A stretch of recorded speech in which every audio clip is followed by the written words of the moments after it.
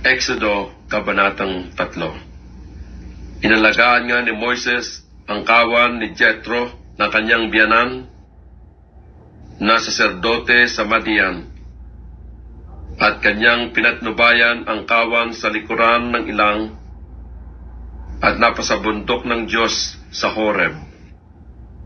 At ang anghel ng Panginoon ay napakita sa kanya sa isang ningas ng apoy na mula sa gitna ng isang mababang punong kahoy. At siya'y nagmasid, at narito, ang kahoy ay nagniningas sa apoy, at ang kahoy ay hindi natutupo. At sinabi ni Moises, ako'y liliko ngayon at titingnan ko itong dakilang panoorin, kung bakit ang kahoy ay hindi natutupo. At nang makita ng Panginoon na panunurin niya, ay tinawag siya ng Diyos mula sa gitna ng mababang punong kahoy at sinabi, Moises, Moises. At kanyang sinabi, narito ako. At sinabi, huwag kang lumapit dito, hubarin mo ang iyong panyapak sa iyong mga paa, sapagkat ang dakong iyong kinatatayuan ay banal na lupa. Bukod dito ay sinabi, ako ang Diyos ng iyong ama, ang Diyos ni Abraham, ang Diyos ni Isaac, at ang Diyos ni Jacob. At si Moises nga ay nagtakip ng kanyang muka, sapagkat siya'y natakot na tumingin sa Diyos. At sinabi ng Panginoon, akin ngang nakita ang kadalamatian ng aking bayan na nasa Ehipto, at aking dininig ang kanilang daing dahil sa mga tagapagpaatag sa kanila, sapagkat talastas ko ang kanilang kapanglawan. At ako'y bumaba upang iligtas sila sa kamay ng mga Ehipsyo, at upang sila'y isampa sa isang mabuting lupain at malawak mula sa lupaing iyon, sa isang lupaing binubukalan ng gatas at pulot, sa dako ng Kananeo at ng Hiteo, at ng Amorheo, at ng Fereseo, at ng Hiveo, at ng Hibuseo. At ngayon, narito, ang daing ng mga anak ni Israel ay umabot sa akin. Saka aking nakita ang kapighatian na ipinipighati sa kanila ng mga taga-Ehipsyo. Halika nga ngayon, at ikaw ay aking susuguin kay Paraon, upang iyong ilabas sa Ehipto ang aking bayan na mga anak ni Israel. At sinabi ni Moises sa Diyos, sino ako upang pumaroon kay Paraon at upang ilabas sa Ehipto ang mga anak ni Israel? At kanyang sinabi, tunay na ako'y isa sa iyo, at ito'y magiging tanda sa iyo na ikaw ay aking sinugo. Pagka iyong nailabas na sa Ehipto ang bayan, ay maglilingkod kayo sa Diyos sa bundok na ito.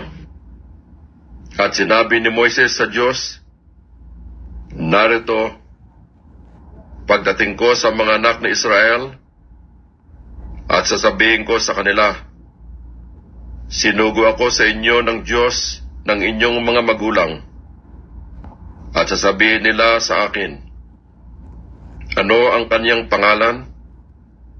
Anong sasabihin ko sa kanila?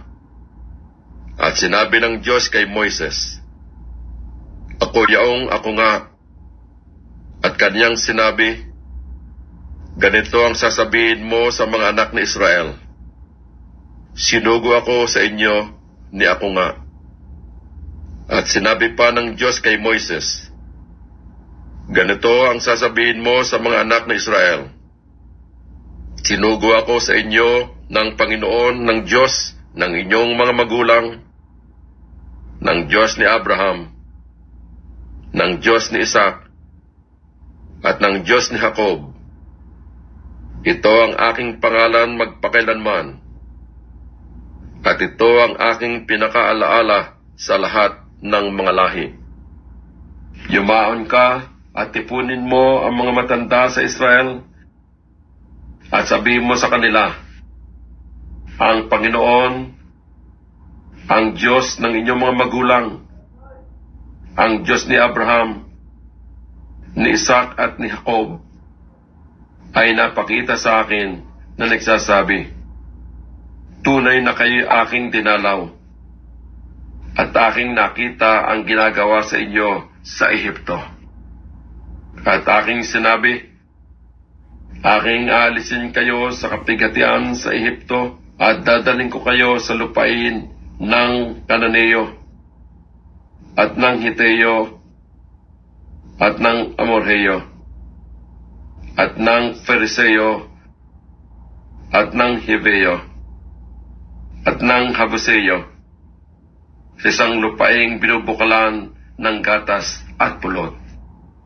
At kanilang didinggin ang iyong tinig, at ikaw ay paroroon, ikaw at ang mga matanda sa Israel, sa hari sa Ehipto, at inyong sasabihin sa kanya, ang Panginoon, ang Diyos ng mga Hebreo, ay nakipagtagpo sa amin, at ngayon pahintulutan mo kami na maglakbay na 3 araw sa ilang, upang kami ay makapaghain sa Panginoon naming Diyos. At talastas ko na hindi kayo pababayaang yumaon ng hari sa Ehipto, kung hindi sa pamagitan ng isang makapangyarihang kamay. At aking iuunat ang aking kamay, at sasaktan ko ang Ehipto ng aking buong kababalaghan, na aking gagawin sa gitna niyaon, at pagkatapos niyaon ay pahintulutan niya kayong yumaon.